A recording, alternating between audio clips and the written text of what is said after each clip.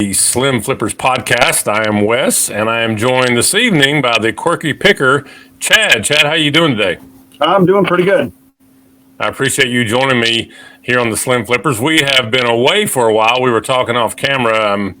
I've been busy doing a little bit of high school and college basketball refereeing, so trying to grab a couple of podcasts here and there, and I appreciate you jumping in, joining me this evening. My pleasure. Watched all your podcasts, and I like your style. You do a good job at interviewing people. Well, I appreciate that. First thing I want to talk to you about is how did you get into the resale game? What's brought you to this world? I've been on eBay for a long time. I don't even know when eBay first came out, but it was probably in the first year I actually joined. So 22, 23 years ago, maybe, back in the early days when you sent checks to people and you waited 3 days for the check to clear before you sent your item out. You know, that's how long I've been into it. My dad has always been a reseller, a lot of cars. He even started used car business at one point, car dealership on our property, but he's always had a car out in front of the house for sale. So I never really wanted to have anything to do with it at that point, but it was modeled to me. You buy something and you sell it eventually. You use it and sell it. So if you're like me, just about everything that I own has a price on it. Yep. I'm not attached to too many things. Yeah, me either. I'm not a very materialistic person at all. Yeah. It's just like I think it's your Ohio State. Is that a Ohio State flag behind you? Yes, it is. I grew up in Ohio. I live in Pennsylvania now, but I moved here like 17 years ago. Okay. But what part of Pennsylvania are you located? I'm in Lancaster, Pennsylvania. Okay. Lancaster, not Lancaster. You got to get it Lancaster. Wrong. I still get it wrong. So. Well, I am a lifelong, ever since I was 7 years old, a Pittsburgh Steelers fan. And the last 3 weeks we've been taking it on the chin. They're not performing very well at the present moment. I'm not sure what's going on with them, but I don't know how well you follow pro sports anyway. But I'm a Browns fan. I haven't had much to cheer about until maybe this year. Hopefully, this year's the year they get it done. Yeah, they've got themselves together. You know, I think their quarterback, who used to be the Ravens, Joe Flacco, he appears to be. I know he's 38 years old, but he's one of those cool hands that you have under center that's been there, done that. You know, he may be able to take you all a couple of rounds at least in the playoffs for sure. Yeah, I don't know. I mean, I was a big Browns fan when I was younger, and I've kind of lost interest in it, but I still have been waiting for the Browns to be good. So maybe this is the year I can actually pay attention. So were you a Browns fan in the Brian Sapp days? Yes. Yeah. John Elway. Yeah. And you all had, I think it was, the Browns had the AFC Championship game in Cleveland and actually lost to the Broncos. Yeah, I think 2 years in a row they might have got beat by the Broncos. Mm-hmm. Yeah. So you've been at the resale game for quite a while. Now, do you currently have a podcast? I know we had talked off camera, but to kind of let the folks know, do you have your own podcast that you do currently? No, I don't have anything. I've never been on a podcast. I don't really put myself out there too much. I've been doing some Instagram stuff, just little like Instagram shorts, just with my thoughts, and not necessarily the day-to-day, but when something interesting comes up or I have a question, I'll put it out there. And I'm on Instagram, I'm just showing a lot of what I'm selling and slowly gaining an audience there. But I was a full-time videographer for 7 years. And an editor. So I really know what it takes to do good video. And if I spent my time doing that, my reselling would probably suffer. So I try to stay, just because I'm a full-time reseller now for the last year. I guess you asked me the question, I never really answered it exactly. But when the pandemic hit, my wife and I worked at the Milton Hershey School. I don't know if you've ever heard of the Milton Hershey School. Milton Hershey. Well, I've heard of Hershey's, obviously, yes. Yeah. Well, he's got, there's a high school that it's like 1,500 students or so now, I think. And all the students live there full time. Oh, wow. And I was the house parent. on a weekend. My wife and I would go in every other weekend and relieve the house parents that worked there. So we were working with middle school children. And when COVID hit, that job went away. They weren't allowing anybody into their campus. But that school is a very interesting, has an interesting background. They have like a $12 billion trust that funds it. It's massive. They're one of the richest high schools in the country. If not, wow. When pandemic hit, we lost our jobs there. So we did like everybody else. We filed for some unemployment. I mean, that wasn't full-time. I was working a full-time job somewhere else, but that was my wife and I's job that we would do on the weekends, every other weekend. So then I had to supplement that income that we lost. So I'm like, you know what? I'm just going to start selling everything I have. But I'm like, the one thing I don't know is how do I ship it? So I got online and on YouTube, and I'm like, how do I ship stuff on eBay? And then I found Cincinnati Picker, and I started watching him every day. And he had a couple of videos on how to ship stuff. So, but he was talking about all these things he was selling. And I'm like, oh my gosh, I come across this stuff all the time. I should just be buying to resell, because we go to yard sales just to buy for ourselves for several years. So then I started collecting things, like accumulating way more than I could ever sell. And I got to the point where it's like last summer, I'm like, I think I should just quit my job and go full time doing this, because I think I can do it. To me, that's interesting, because we also talked off camera about, editing and trying to put these videos together, because and something else you had mentioned as well, there's a lot of really, really good resellers out there that are online, that are on YouTube. We talked about Jimmy Old School Flips. Yep. He's a friend of yours. He actually gave me your name. He kind of felt like we're copacetic, so to speak. He feels like we're both kind of like the same personality. But he said that we need to get together and talk. Mine is also a pandemic. Mine is also born out of the pandemic, because I've made it known that I'm a school teacher and a referee and all this. But at that point, everything just shut down, and you start trying to figure out what it is you can do. So I was, I guess, a YouTube junkie, and I got on there and I found Commonwealth Picker and Harry Tornado and those guys, and it really started changing my thinking. And I'm like you, my wife and I, we would go to these, and we still go to these yard sales just for us, but it's some of the stuff that they're picking up that you see and you didn't really pay attention to or give it credence, but now you go to these yard sales and you're like, I know what that's all about. Yep. But I found several things here in the last several weeks that I would have passed on or never even gave it a second thought had I not seen them either online or some of these other guys talking about them to make sure they're good pickups. Mm-hmm. What is something that and one thing that I want to ask you about is what is something that you are selling that does really well for you? I sell a lot of electronics, stereos, speakers. I got a great speaker story I'll share at some point. Anything electronic, Walkmans, headphones. I go to a lot of estate sales and I just buy in bulk. Televisions, a lot of like the 13-inch old CRT televisions. Guys love those for retro video gaming. I probably have about 8 or 9 of those in my inventory right now. I got a bunch of computer monitors, laptops, cameras, ton of stuff unlisted. I can only list so many things in a week, and I have been accumulating more than I can sell. And I have a major death pile, but it's not hoarding. I don't hoard, so I just don't have time to list. That's my biggest problem. Mike, the death pile picker, I had talked with him on several of my podcasts, and he's been going through his death pile quite a bit. Because I started officiating again late October, early November, I haven't been buying much, but I have been still selling pretty steadily. So I'm by that nature am getting my death pile to go down lower and lower, but also has kind of slowed my sales here in the fourth quarter.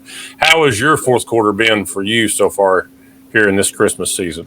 Well, I mean, it's been slower, but I've been working a part-time job now, 2 days a week, and that's really hurt me from getting stuff out there. I think the company I used to work for said if I ever wanted to come back, I could, and they needed some help. And I'm like, I kind of, being full time, and my wife is stay-at-home mom.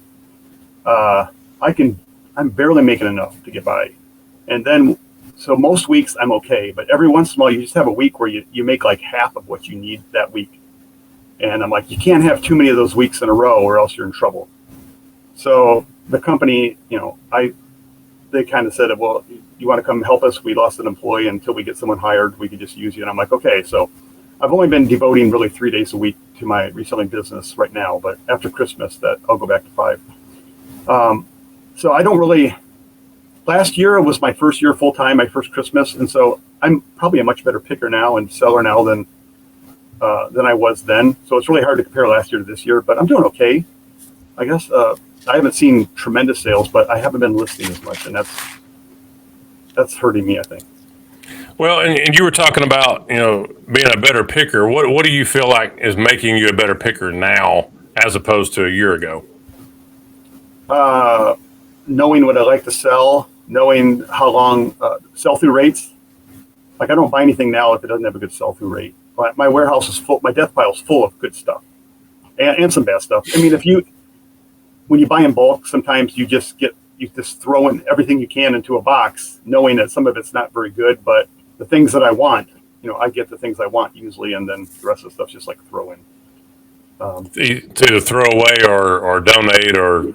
Yeah, or if I ever would catch up, then maybe things like a lot up, like routers and different computer things, mice and keyboards, and they're not worth a whole lot to resell, but in bulk they might. I have them, so I might as well try to sell them at some point.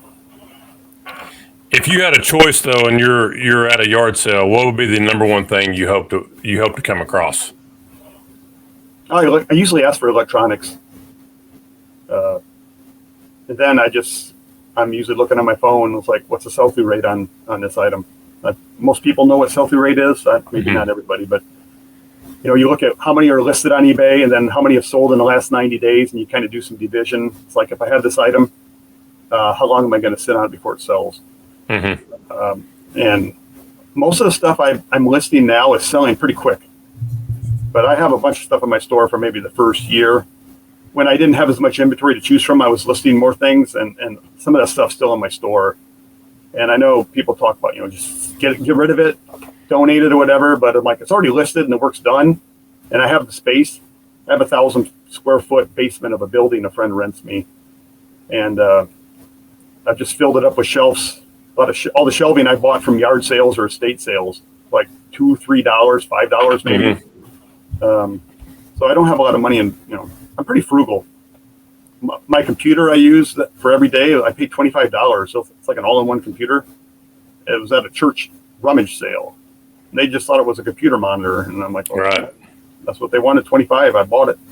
That's my main computer. So I don't spend thousands of dollars on computers, and I do have a lot of good equipment though, because I was a videographer, and so I have like a $3,500 camera that just sitting on my shelf collecting dust now. You need to get that, man. You got to get that thing to use. Yeah, well, I mean, if someone needs me to videotape something, I'll use it. I mean, it's paid for itself a long time ago. I don't know about how garage sales go for you all or yard sales, but ours are.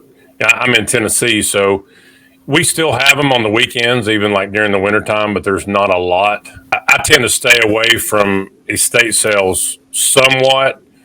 I find that the prices are a little bit out of my range. How do you feel about estate sales? Because I know you said that you go to those. What is your take on estate sales exactly? I love them. That's my favorite. There's some companies in the area that will have a price on everything, and it's kind of marked up. And if they don't sell it all, they take it back to the warehouse. I think they must buy it for a set price from the owner and then take it all back to a warehouse and then sell it. So, but it kind of feels like a thrift store or like an antique shop maybe. And I don't go to those, but there's a couple companies in the area that do online sales. And then, everything that they didn't list online goes into a big yard sale, and nothing has prices on it. So I take my boxes and my tubs, and I just fill them up, and I'll have 3-4 tubs full of stuff, and it's like, what's the price going to be? And then we just come to an agreement, and it's usually pretty cheap, like 10 cents on the dollar kind of prices. You're like, I can do those prices. Those work for me. I was just at 2 estate sales this week, and there was a boom box, like an 80s boom box, the AM/FM cassette 8-track tape player boom box, Emerson. And I threw that in my pile, and I think I figured out it was probably $20 is what I paid for it, and I didn't look it up or anything. When I got home, I looked it up. Only one on eBay listed currently for $999, and one had just sold in the last 30 or 60 days for $750. Wow. And I'm like, I had no idea. I would have probably paid a little more had I known it was worth that much, but the money, you make your money in the buy, so.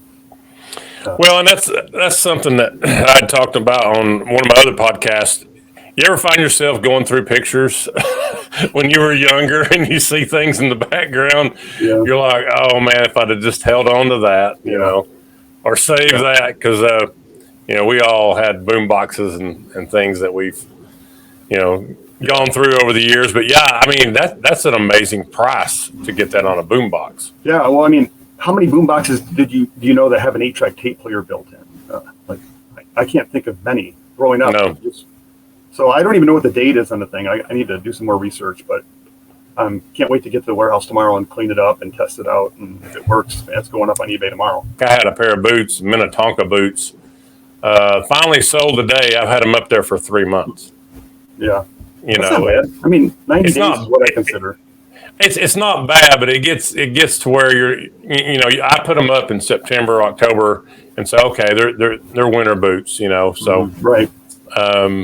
I kind of felt like they would pop, and they did today. So, but there's some things, like I'm sure in your death pile. What is something that's sitting in your death pile that you would call like the last item that you would go and list now? Just cheap electronics. I have boxes and boxes of cables and cords and stuff, but I have so many things. I'm like, I can't wait to list this, and I just don't have the time. Every week, another week goes by, and I haven't got to it yet. Because when you sell like 30 items over the weekend, my Monday is almost the entire day spent packing items. Right. I never get the list. And then maybe by Tuesday I'm caught up, and then I can list some stuff, and then there's an estate sale to go to. It cuts my day in half, and never enough time in the day. Well, and that's true. Between me teaching school and reffing, I mean, we get to a thrift store every now and then. I don't know how you feel about thrift stores, but we get to thrift stores here and there, and that is about it for the next couple of months. I can't spare the time. There's a lot of moving parts as far as what I do in my daily routines, and hearing you talk about yours, it sounds like you do the same thing, and it digs into what you're trying to do as a reseller. And it's a fair question to some of the other people that actually may be watching this. How much time are you willing to devote to being a reseller? Because it takes a lot of time, and you need a lot of help if you're going to be really, really successful at this game. Yeah, I mean, Kevin the Commonwealth Picker had a video that came out not too long ago. Like, can you make $50,000 a year profit working 20 hours a week on reselling? And the answer that he came to was yes. And I'm like, well, yeah, yes, but you have to be very good at what you do. You have to constantly be finding things in that 20 hours. And listing and packing in that 20 hours, there's pretty tough to do it 20 hours a week and make that kind of money. Well, it's not only that, you've got to have the quality items. Yeah. I feel like you've got to hit a lot of really big home run balls when you do get out and you source. Mm-hmm. You just can't have these mundane things that, like you said, for lack of a better product, just like these wires laying around, mm-hmm. You may move those, but you're not going to get a whole lot of money out of it. Yeah, they're just things that I probably should take to Goodwill. I take my bad stuff to Goodwill. I don't go there shop necessarily. One time I went to Goodwill, I found like 3 really good golf clubs and 4 really good puzzles. And but I don't really like to go to Goodwill. I just feel kind of icky when I go there. I don't know. We have a reseller locally, Lavender Clothesline. She's in Lancaster as well, and she goes to my Goodwill all the time. So I'm always looking for the stuff I donate in the background, and but she does well there. But she sells glass clothes, and I don't really deal with clothes too much. Do you have bins near you? We did. I think they just recently got rid of the bins and expanded the Goodwill and added rows and rows of product. But how do you feel about the bins? I never really liked them. Just digging through junk trying to find a treasure, and I'd rather do that at a yard sale or an estate sale. I don't know why. I have such a problem with Goodwill, but it's time to do an introspective look at yourself, Chad. I mean, there's things in there. I mean, if you can find them, and over the months, I've been at it like a year and a half now. I've seen the prices change dramatically. Yeah. There's a store in Knoxville that's a thrift store. It's pretty well known in the Knoxville, Tennessee area. I was over there about 3 months ago, and they had this University of Tennessee 1998 National Championship Coke bottle. It's a 16-ounce Coke bottle, had their schedule on it. It's from 25 years ago or so. All right. How much you think they wanted for it? More than you wanted to pay. Let's say $15. $24.99. Yeah. I'll pay $1. Yeah. I mean, I have a rule that I like to pay about 10 cents on the dollar. So for every dollar, I mean, this is how I kept track for the first year of my full time. For every dollar I spent, I made $10 on eBay, and out of that, $6 was profit. So if I go out and spend $100 in a week, I'm going to probably make $1,000 on eBay and have $600 profit. So that kind of helped me gauge how much did I need to buy each week in order to make a living. And I'm sure that's probably even better now. I just went to an estate sale and bought like $235 worth of stuff, mostly electronics, but they pulled out a box of Hot Wheel cars, and I looked inside and I saw a red line, and I'm like, okay, there's probably some red lines in here. It could be worth some money. So I got them all home, sorted them all out. There was maybe 4 cars in there worth anything. Only one red line car was like the one on top that I saw. But when I got to the bottom, there was 12 Tyco slot cars. And I just listed them all yesterday and today. I realistically think I'll get $455 from those 12 cars. So slot cars are pretty good. Now the red lines, for people that may not know, those are the lines on the tires of the cars. Yes, right. They're considered a little bit more. Yeah. So. Yeah. If you had your, and this is another thing, if you had to look at your reselling business in this fourth quarter alone, what kind of grade would you give yourself? Since I'm a school teacher. B plus. I do pretty good. The items I'm listing are selling fast. It's just that I run out of time to list. So how good could I be doing? I don't know. If I had a full week and like with Kevin, for example, Kevin to come up with figure, his wife is packing. His kids help out. If I had a shed in my backyard and I could walk out there and work whenever I wanted to, and my wife could, when my 3-year-old takes a nap, my wife could come out and help. I probably could get more done. But I'm like 6 miles away, is where my warehouse is. So I kind of treat it like a business. I go there and I leave. And but yeah, I probably a B plus. I feel like I'm doing pretty good for what I'm listing. I don't. So what keeps you from having that shed out in your backyard? Space. I do have a 20 by 12 shed in our backyard, and once I fill that up and we no longer had room for any of our personal items, I have to make a move here because the lawnmower's got to fit in here somewhere. And then like the grill in the winter and the chairs off the back deck in the winter have to go somewhere. So at some point my wife's like, yeah, let's get it out of here. So I had a friend that has a bunch of rental properties, and I asked him, do you have any space that I could rent? And he had an old 1850s building that's been renovated into modern apartments, but there was like 1,000 square foot room in the basement that had no electricity and needed to be cleaned up. And he's like, "It's yours," and it's a price that I can't complain about. I mean, I'm getting a great deal. Now, are you able to get there on, like you talk about, you work at your resale business like for 3 days a week? Are you able to get over there on those 3 days every time? Or no. I have little projects, reselling things here in my house, all around me right now on the floor. Things I can list when I'm home. Like in the evening, if we're watching TV, I might have some media that I'm just going through. 90% of it might go to Goodwill, but looking for the gems. Sometimes I'll do a bulk lot of DVDs or CDs, and knowing that I got them so cheap that all I got to do is find a few good things in there and it's worth it. But I have conversational ADD. You might ask me a question and I end on an entirely different question. I'm really sorry. Hey, just keep flying, man. Yeah, I go fast. I'm with you. I understand. Well, it's like, and my wife says she'll be speaking to me, and she could turn right around and go, "Now tell me what I just asked you," and I'm like, "Yeah, I got nothing." Was I on my phone at the time when you asked me that question? If so, I don't know what you're asking me. Yeah, but I mean, talking about, if you had it dedicated to where those 3 days a week you could physically make yourself drive those 6 miles and go to your warehouse, could you be more productive? That's where I'm trying to get to. Or would you be more productive? I got enough family stuff going on that I want to be present. Like ADH Dave, I'm like, how in the world does that guy spend any time with his family?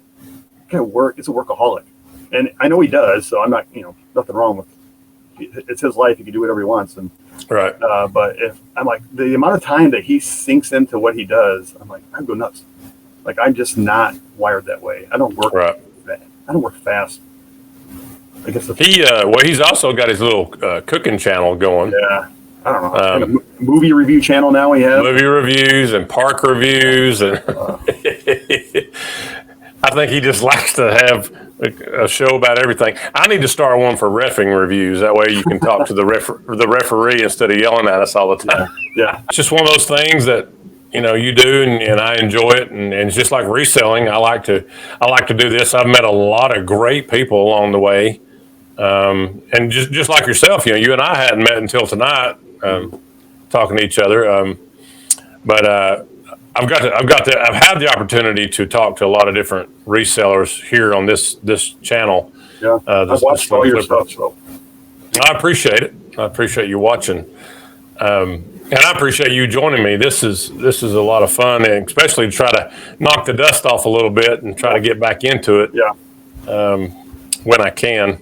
Yeah. So I'll just throw a couple of resale things at you real quick, because I know you got some other things you need to get to. But buyer paid shipping versus free shipping, where are you at on that? Buyer paid, and I used to not pass along my eBay discount to customers, and I don't know.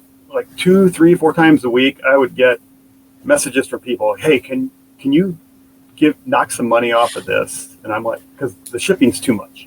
I'm like, well, how much is eBay charging you? Because I would never have any idea what they're getting charged shipping. And they're like $40. And I'm like, it's going to cost me like $15 to ship.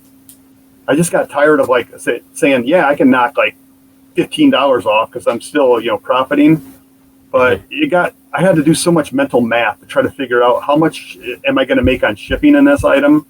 So now I pass along the discount straight to the customer. So if they're asking for money off, I don't have to think about how much, is it going to come off the shipping? Can I still make money on shipping, whatever. I know how much money I need to have for the item, how long it's been in my store, how my week's been going. Like the best time to make me an offer is probably on Monday, because eBay pays out on Monday night. And if I don't have enough money that week, I might be much more willing to make a deal on a Monday than I would on a Tuesday. If that makes sense. It makes a lot of sense. And now you've got your presence on Instagram. Your Instagram is also what you have on here, the Quirky Picker Chad. Is that right? Yeah. Okay. Well, y'all need to go over and find him on Instagram as well. Of course, we're the Slim Flippers on Instagram. also, my wife and I. Talking about a couple other things, have you been to any reseller rallies ever, or get-togethers with any other resellers? Because I have not, and that's something that I'm going to change next year. I'm going to try to get to some of these rallies that are around me anyway. Well, I'm a big Cincinnati Reds fan, growing up in Ohio, and I love Cincinnati. I've been there many times. And Cincinnati Picker was the first guy that I ever came across, and he has a rally like every maybe couple years in Cincinnati on the riverboat. And this year I had to choose: do I go home and go to the Route 127 yard sales in August, or do I wait and go to the reseller rally in September? And because like where I grew up, I was just a few miles off of Route 127 in Ohio. The northwest corner of Ohio it runs right through there. And so I just chose to go to Route 127. And right before, like the week before I left, is when I was watching Jimmy and Ken when they were doing the reseller clickbait podcast together, just those two. And they said they were going to be doing Route 127. And I didn't really know in Ohio where they were. And I'm like, so where are you going to be? And they're like, Van Wert. And I'm like, hey, I'm going to be in Bryan, Ohio, which is just like 20 miles north. I said, how about we meet halfway and have lunch together somewhere? And they're like, sure. And I'm like, really? I mean, I kind of expected them to say no, because if I was. And you never know what kind of weirdos you're going to run into. That's true. So they actually showed up to the restaurant halfway, and we sat there for a couple hours. And Jimmy and Sonia and Ken and his girlfriend Jill. Jimmy is Old School Flips, by the way, and Ken is SSK Promo, and they had a podcast, reseller clickbait podcast together. So I'm like, this is really cool. Like, I'm going to go back and watch the next podcast now, and they're going to talk about me, at least mention me. You know, like I've been mentioned in some other podcasts here and there and stuff, but they went back, and I don't think they recorded another podcast at that point. They kind of took their podcast down for like a month or so, and I'm like, my one chance to get a podcast. But and then they came back for a while, and then and now Jimmy's on the what's his new podcast called? Jimmy and Ken. They split, right? And now Jimmy's on the Pocket Change podcast with Dan and Demand and the Philly. Well, I think Ken is still calling. He's with. It's the two. There was three of them. Now it's down to two. But they kept the same name, the reseller clickbait. Yeah. But yeah, Jimmy and them. I think they've done like somewhere around 8 or 9 podcasts now. Yeah. On their new one. Yeah. Dan is hilarious. I love how he talks. He starts a sentence off, and then halfway through the sentence, he changes direction all the time because he's worried he's going to say the wrong thing. It's so funny. I mean, that's the thing that I really enjoyed about doing these podcasts is really getting to meet these people. Yeah. You know, if I can't do it face to face, at least online. But I've learned a bunch. But had a lot of laughs along the way in these 22 episodes so far. And I'm looking forward to coming out strong in 2024 for sure, and having a whole lot more of these podcasts. But I haven't had a chance to do any meetups, and that's what I'm wanting to do. Get to try to broaden my base out a little bit more and learn more from even other people. But like you said, Jimmy, Ken, all those guys, they're great to talk to, talk with. They're a lot of fun. They're down to earth, real.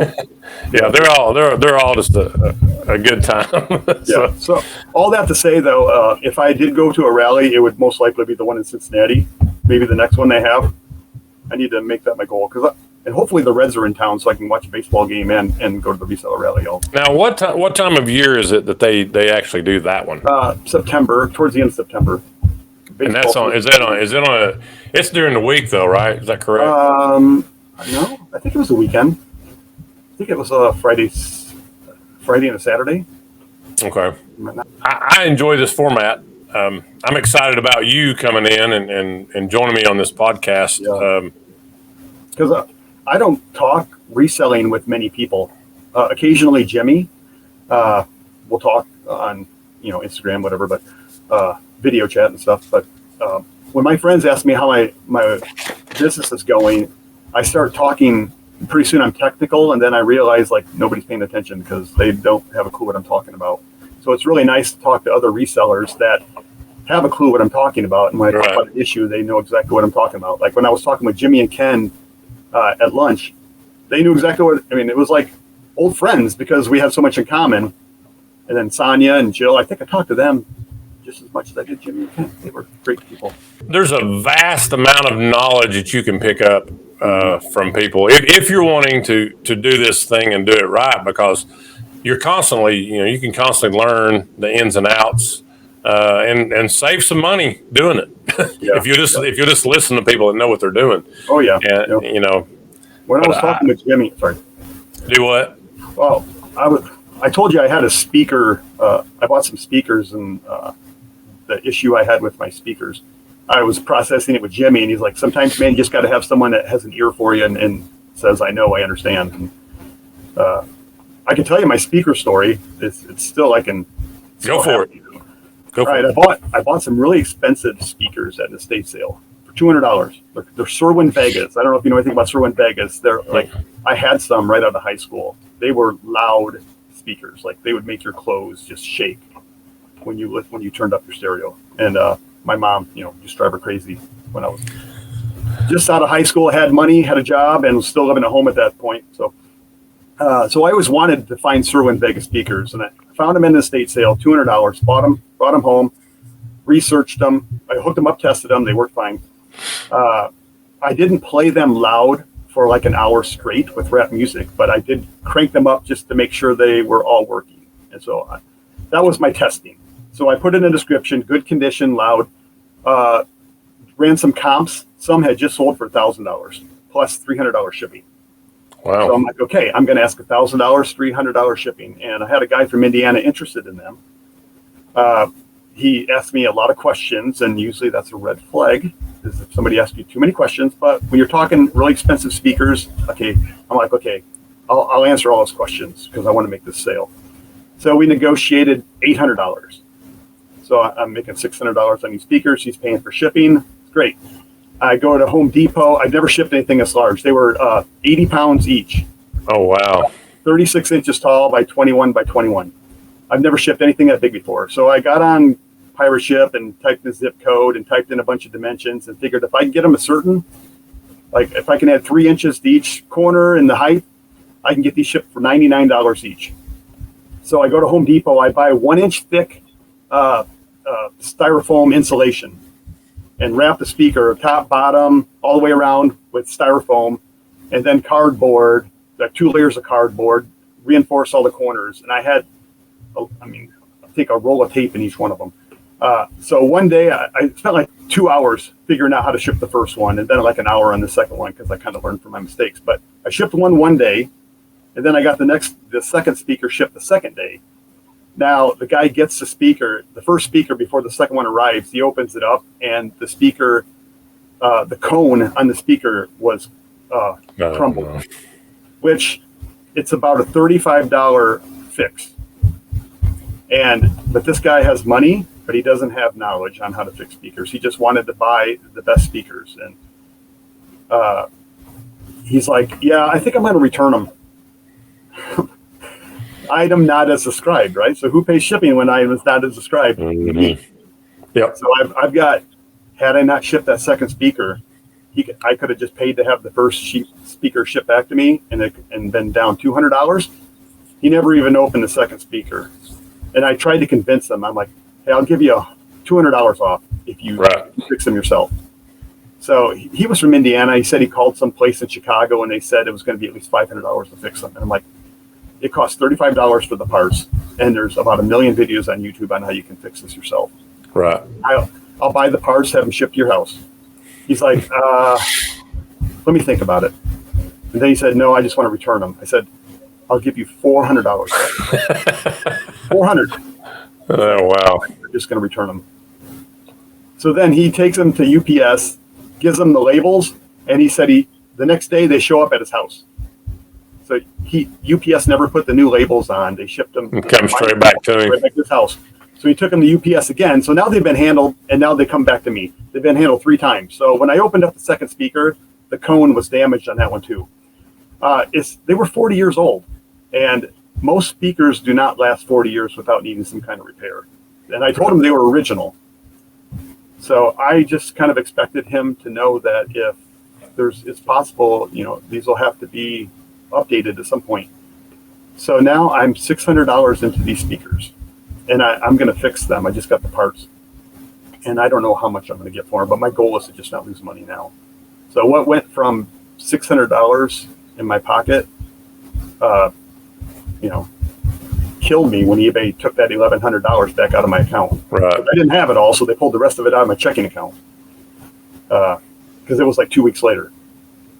So I was trying to sell as much stuff as I could, knowing that rebate, I was going to have to pay back that money. And something else I've learned about eBay, I don't know if you watch a guy named Josh, is it Josh Galt out of Canada? Have you ever watched him? He does. I haven't seen him before. Yeah, he does daily talks on like eBay issues, and he believes that eBay does not allow him to grow more than like 65% year over year. So once he gets to 65% growth over the previous year, his theory is eBay just shuts his stuff off. And once he gets down to like 64, 63, then it picks right back up again and he sells a bunch of stuff. Well, I have the same theory. There's a certain amount of money that eBay allows me to make every week. And once I've reached that threshold, my sales just drop. Now, if I have a slow, because you go Tuesday to Tuesday, or Monday night midnight to Monday night midnight is my week on eBay where my payouts are. If I have a good Monday, Tuesday, Wednesday, and I've already made like $800, $900 in those first 3 days, I have a horrible weekend. And if I have only made a few $100 maybe in the first 3 days, I have a great weekend. And my dollar amount is always probably within $100 of the week before, give or take. And so when I sold those speakers on a Tuesday, I had made $1,100. And I'm like, I'll bet you anything, my sales are horrible for the next week. And I bet I sold $200 the rest of that week. I have tons of items in my store for $100, $200, $300, and none of that stuff sold. And then the next week, back to normal. So the thing about that speakers that killed me is once I made that sale on Tuesday and I had a really bad week, and then by the end of the week, I realized I was going to have to pay that money back. I'm like, yeah, I'm going to get killed here, because had I sold them on a Monday, I think I still would have had my normal week plus the sale of the speakers. So I mean that's something to consider. But why do you think that eBay would do that kind of 65% or whatever have you? Why do you think they would finagle it that way? I think so you don't grow too fast and keep you honest, maybe. I don't know. And that's his theory. He's got numbers to prove it. My theory is I can only make so much in a week, and I realized at some point that's not going to be enough for me to live on. And so that's why I just took this part-time job. This is just temporary. It's over like next week. This week is my last week doing this job. Then I'm back to 5 days a week eBay, but it's only been like 2 months that I've been doing this. But is it kind of like because I know like UPS, they'll hire people to drive their packages, in and around the area. Yeah. I delivered books. It's a Christian book company. They deliver books all around the United States, but I'm in Pennsylvania. I just had like routes that I would go to the same stores every couple of weeks. And so I knew the job well, and they told me if I ever wanted to come back, I could. So they needed help, and I'm like, yeah, I'll take some extra money, because I'm still probably putting in I might be putting in 40 hours a week, but a lot of it's just at home in the evening, not testing, cleaning electronics, not that kind of stuff, just easier things to list, but not nearly as profitable kind of stuff. But yeah, I don't know. That's my goal. That's my theory, is that eBay doesn't want you to grow too fast. They want to keep you honest. Maybe they don't want you to get behind in your shipping or something. I don't know. Maybe some algorithm they have that just says we don't. It's that famous word, algorithm. Yeah. I used to be a computer programmer for 7 years, so I can talk tech. I can HTML. I used to design or do some web pages. Yeah. I know all the acronyms of computer programming language. I've done a lot of tech jobs in my life. It's going to be interesting for you too. Like you said, it's a part-time deal. So when you get back after Christmas, Are you going to immediately start increasing your listings right off the bat, or how are you going to attack that? Well, each day I go in, I get my shipping done for that day, and then the rest of the day is spent testing and cleaning, testing, listing. And that's why, like, when you're shipping a lot of big items, it takes, I can't ship 30 items in an hour, like some clothing sellers might be able to do. I started off thinking I had to go clothing. Yeah. I don't buy clothing anymore. Yeah. I have some shoes, and I've been sitting on shoes for a long time. They do not sell for me. Other guys, Dalton can sell shoes all day long. I can't. And I feel like I have good shoes. I do pretty good with hats. Hats seem to sell pretty well for me. I got a bunch of them. I told Jimmy, you want them? Because they're not selling for me. Maybe the luck will change with him or something. But how was your fourth quarter compared throughout the course of the year, all the other first three quarters? Well, I remember last year, it really picked up. And then in January, I did really well. I think a lot of people have that Christmas money and they're ready to spend it. So last year, I'm expecting January to be really good. Last year, February and March killed me. Like, I had to run through my savings just to keep up. And then it started picking up again as soon as yard sales started in our area, which gave me a better product to sell. But that's what time of year does your yard sales usually start picking back up? April. April, but your hands are numb in April. When you get up at 7 o'clock in the morning, it's still dark out, and you gotta have a warm coffee in your hands just to be out.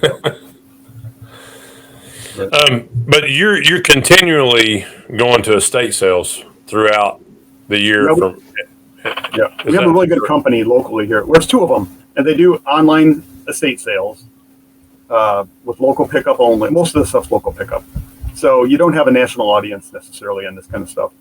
Mm-hmm. And then, but like I said, they sell off all the good stuff in the estate sales. So I have time to sit down and open up TerraPeak on eBay and research all the items I'm looking at to make and say, like, there was just a huge stereo, like hundreds of stereos, 360 electronics at this estate sale. And I bet 6 or 7 hours going through each item. Here's how much I can sell it for if it's broke. And then I was willing to go 10% on the dollar, 10 cents on the dollar. And that's what I put my maximum bid at that price. And I won 35 items, probably about $3,000-$4,000 worth of profit there. Mm-hmm. You had wrote down some points or something that you wanted to talk about. Were you able? You want to try to touch on any of those before we get off here?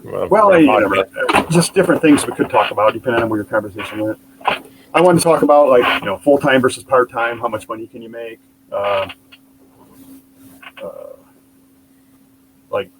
My returns on my speakers, I thought would be an interesting thing to talk about. My family, it's Christmas time, and every year my family would buy a real Christmas tree, and it seems like the price of Christmas trees keep going up. So in the spring, I decided every time I came across a Christmas tree at a yard sale or an estate sale, and it was like I could make at least 10 times my money on it, I was going to buy it. So I ended up with like 6 Christmas trees this spring, and my goal was I was going to keep the best one for myself and then sell all the others. So November 1st hit, and I'm like, you know what? I got to get these Christmas trees up. So I put them on Facebook Marketplace because I didn't want to really ship them.